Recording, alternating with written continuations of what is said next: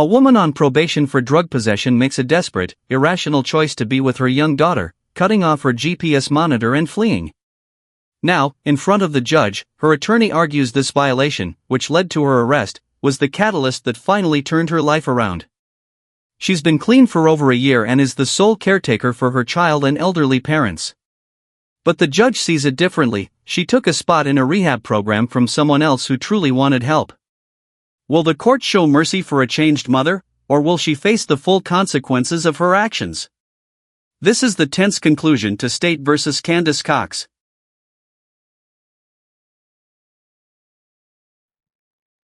All right, the court is calling 2022 CR 5387, State versus Candace Cox. Can I have parties announced? Melissa Alvin for the state. Scott Hill for the defendant, Ms. Cox.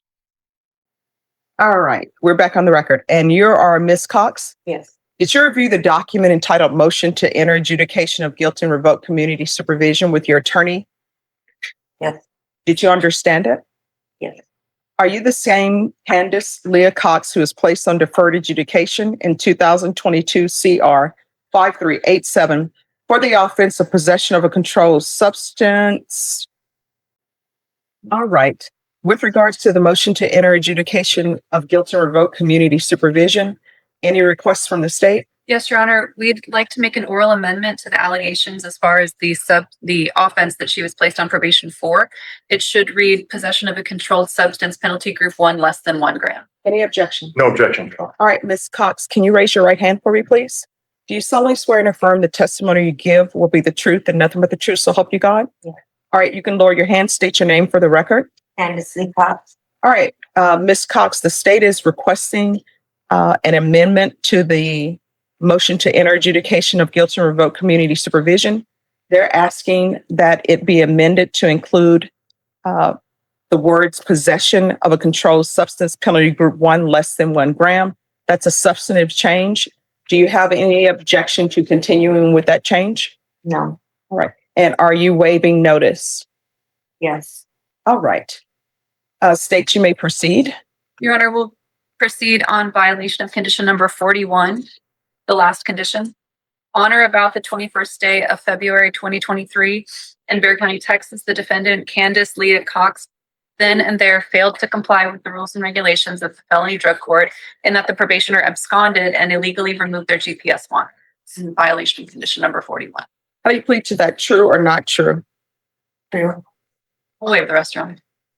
Any objections to the waivers? No, Your Honor. Did you understand by pleading true to violation of condition number 41, the court could find it true, grant the motion, find you guilty, and sentence you up to 2 years in the state jail facility and up to a $10,000 fine?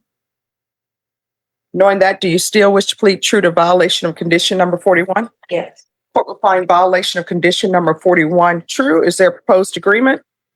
There's not an agreement, Your Honor. We're recommending revocation and 1 year in the state jail, and I think Mr. Hill is asking for something to. Yes.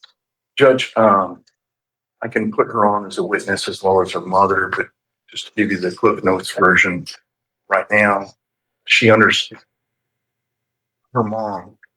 She had a serious drug issue back when she took this plea back in, I think, early 2023. Mhm.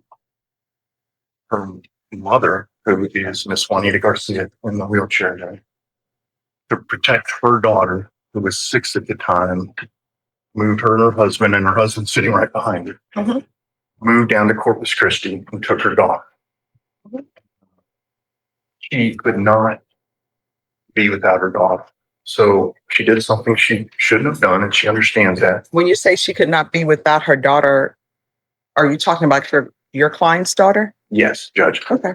So irrationally, she admits that she made a mistake. She just moved down there. And her daughter was 6 at the time. She didn't want to lose contact with her.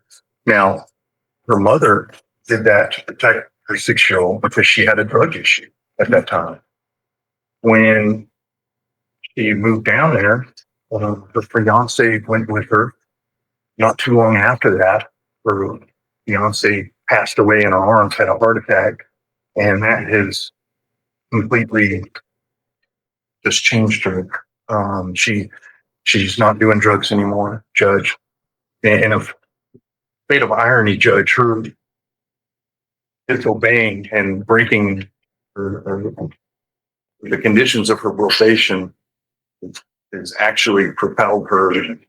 Not that it has anything to do with that. But she found herself, Judge. She got help. She's been clean for over a year. She's solely responsible for taking care of her parents and her 9-year-old daughter. But everything is going great in court. Now that doesn't.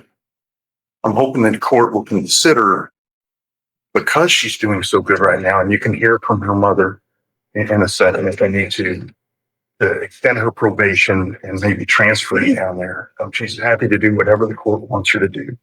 But sending her, she knows she deserves to probably do a little time for what she did.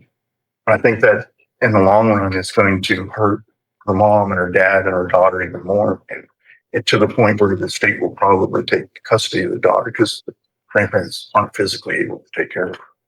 So those are the issues I want to hold to. And if you need to hear from the witness. All